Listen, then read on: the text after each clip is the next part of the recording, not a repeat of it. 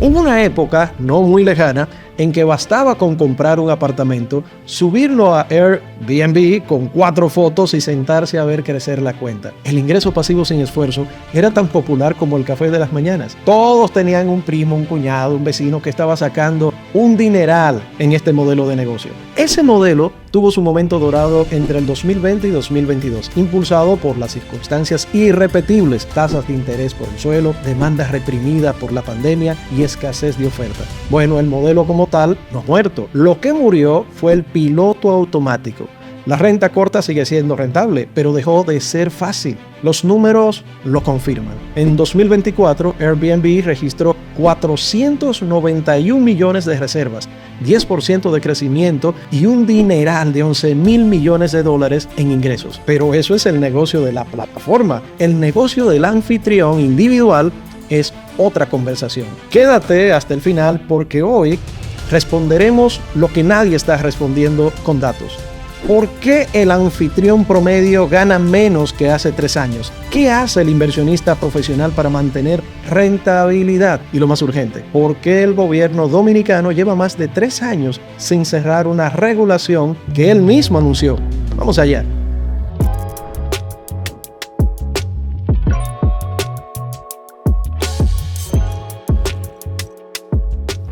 Hoy operan en plataformas de renta corta más de 17 millones de propiedades a nivel mundial. Airbnb con 8.1 millones activas en más de 220 países. Booking.com con 7 millones de alojamientos alternativos y VRBO con 2.2 millones adicionales. Eso no es un nicho, no, para nada. Es una industria paralela a la hotelería tradicional con más habitaciones disponibles que muchas cadenas globales combinadas. ¿Y cuánto gana el propietario? Bueno, el anfitrión típico en Estados Unidos generó aproximadamente $14,000 anuales por propiedad. Esto fue en 2025, según datos de Airbnb. En mercados de alta demanda como Tampa Bay u Orlando, bueno, esos números suben a $20,000 y hasta $40,000 al año. Pero en mercados sobreofertados como Austin, Phoenix y hasta en Playa del Carmen en México, los ingresos cayeron entre 20 y 30% entre 2022 y 2024, según AirDNA y Price Labs. Pero en todo caso, estaremos de acuerdo que la diferencia la hace el mercado, no las plataformas. La ocupación promedio en Estados Unidos cayó del 58% en 2022 al 54.7% a principio del 2024.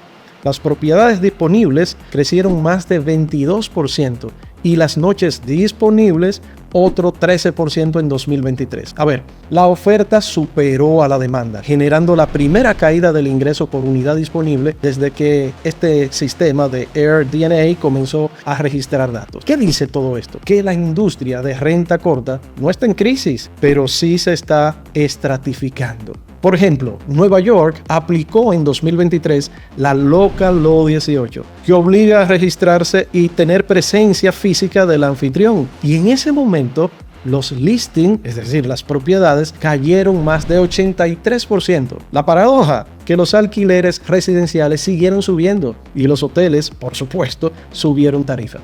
La regulación más estricta del mundo produjo exactamente el efecto contrario. El caso de Barcelona va más lejos. El alcalde Jaume Collboni no renovará ninguna de las 10,000 licencias turísticas al vencer el 2028. Decisión avalada por el Tribunal Constitucional Español. Por lo que no hay vuelta atrás legal, El mensaje es claro, el anfitrión informal tiene cada vez menos espacio y quien construye sobre esa informalidad construye sobre arena.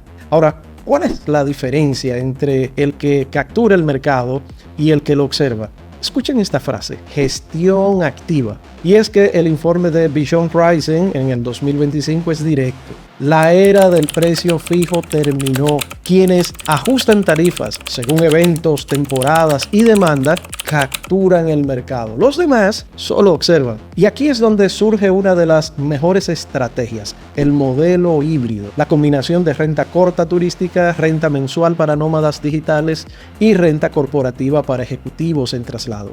Por cierto, este segmento corporativo está en modo euforia, creciendo de 58,000 millones en 2024 a casi 99,000 millones en 2030 según Grand View Research. Y Skift Research en el 2025 confirma que Airbnb pasó del 28% al 44% del mercado global de renta corta entre 2019 y 2024. La conclusión es que el apartamento que trabaja para turistas en temporada alta debería trabajar para ejecutivos el resto del año, donde se tiene una menor rotación, menor desgaste y flujo de caja más predecible. Como decía Sansel, el riesgo no se evita, se entiende, se gestiona y se convierte en ventaja. Seguir operando como anfitrión informal en 2026 no es prudencia, no, para nada. Es exponerse al riesgo sin saber gestionarlo. Un punto importante aquí.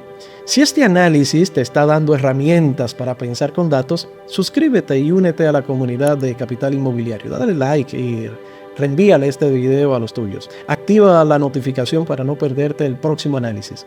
Cada semana publicamos inteligencia de mercado sin maquillaje. Bueno, volvamos a lo nuestro.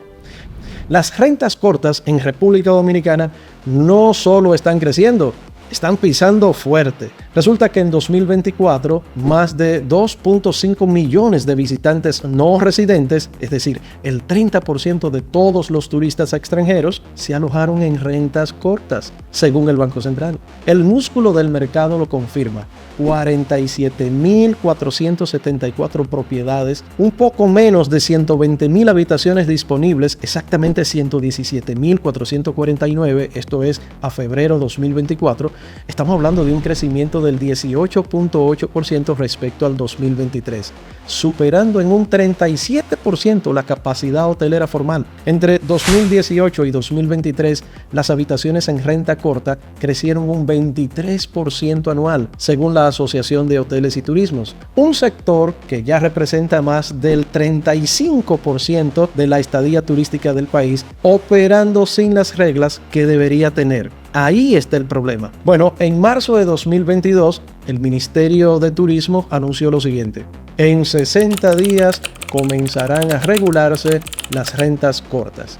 Estamos en el 2026 y no existe regulación vigente aún.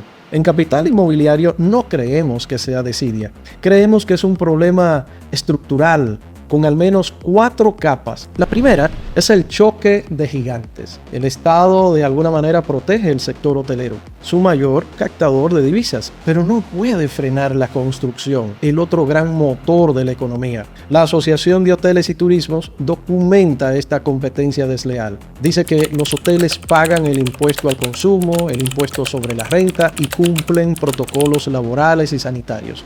Los anfitriones de renta corta, en su mayoría, no lo hacen. Regular agresivamente resolvería un problema, pero crearía otro. Aquí tenemos entonces la segunda capa, es el vacío legal de condominios. En diciembre del 2025, se depositó un proyecto para crear la Superintendencia de Condominios, que requeriría que cada reglamento condominial autorice expresamente la renta corta con reglas de aforo, horarios y convivencia. Ese proyecto sigue en proceso legislativo. Hasta que no exista ese marco, la tensión entre el derecho a la propiedad y el derecho al descanso vecinal seguirá sin salida legal.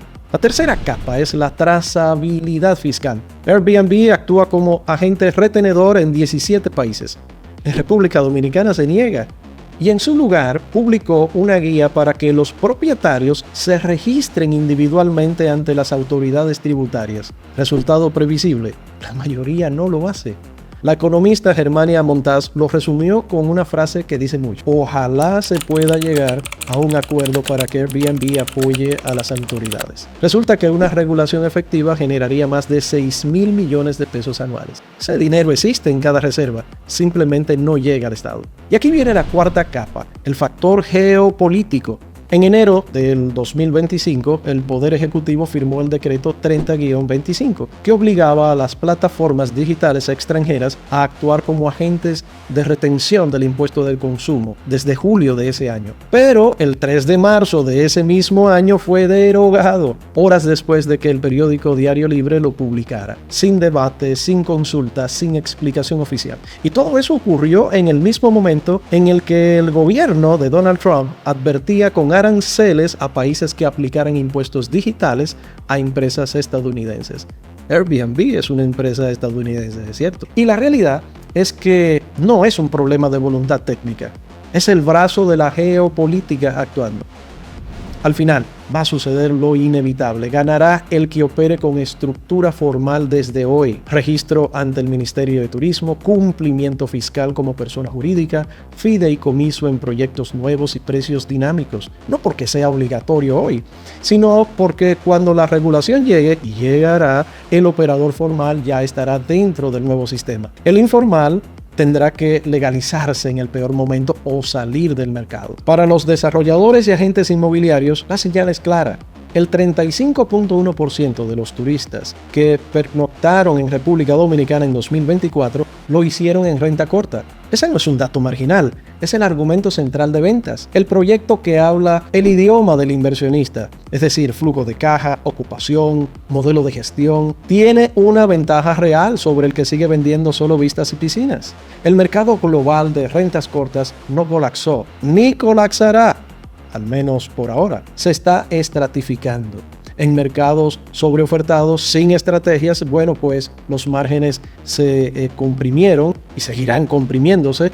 Y en mercados bien gestionados, con modelos híbridos, la rentabilidad se mantendrá. Entonces, en República Dominicana, el vacío regulatorio crea una asimetría que no puede durar indefinidamente. El inversionista con criterio se prepara para el marco que viene. No espera que llegue por sorpresa. Como decía Ray Dalio, el mercado redistribuye riqueza de los impacientes a los pacientes. La regulación le dará ventaja al que ya opera con estructura. Tú decides de qué lado de esa transición quisiera estar. 2 preguntas concretas para cerrar. Si ya tienes una propiedad turística, ¿el neto que recibes cada mes coincide con lo que te proyectaron al momento de venderte? Y si estás evaluando entrar, ¿ya le pediste al desarrollador el historial auditado de distribución de los últimos 24 meses? Déjame tu respuesta abajo. Te prometo leer y responder personalmente, ¿sí? Bueno, y si este análisis te aportó claridad con datos verificables, suscríbete, activa las notificaciones y comparte este video con ese desarrollador, ese agente inmobiliario o inversionista que todavía toma decisiones basadas en narrativas del 2020. Los datos cambiaron, la estrategia también tiene que cambiar. Seguimos avanzando.